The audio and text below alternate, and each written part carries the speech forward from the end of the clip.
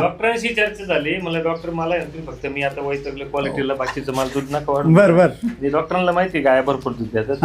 Doctor म्हणे आता तुम्ही ना एक काम करा, बाकीचे ना सोडून द्या, तुम्ही फक्त ना मिल्क चार्जर वापरा. डॉक्टरांनी सांगितलं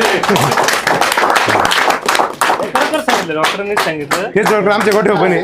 तेच डॉक्टर आमच्या गोठ्यावर पण आहे. तेच डॉक्टर आमच्या गोठ्यावर. सलाम. म्हणजे मी त्या डॉक्टरला म्हणलं, डॉक्टरला तुम्ही ट्राय करून बघा.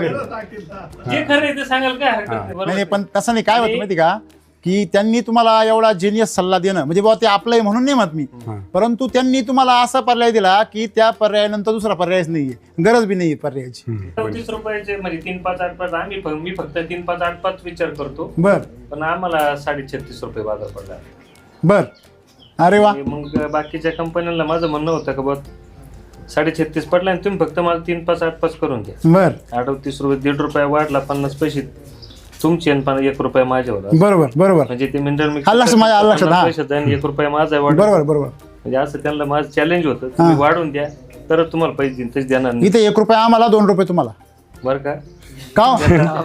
इथं 50 पैशात नाही काय होत. आजच्यावाल्याला सुद्धा ते बरं साहेब, इथे ना म्हणजे राजवंश मेडिकल आहे जोराला, तिथे ना ते 4 महिन्यापासून मी गेलो नाही ना.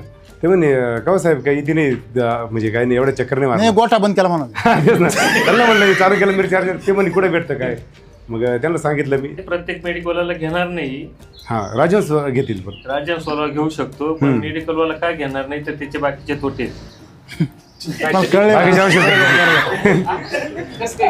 बाकीचे औषध लागतेच नाही म्हणजे सगळ्या समाजाचा विचार करते. नाही बरोबर ना. मग आता ते बाकी समजा आता याच्यामुळे सगळे आजारच बंद झाले.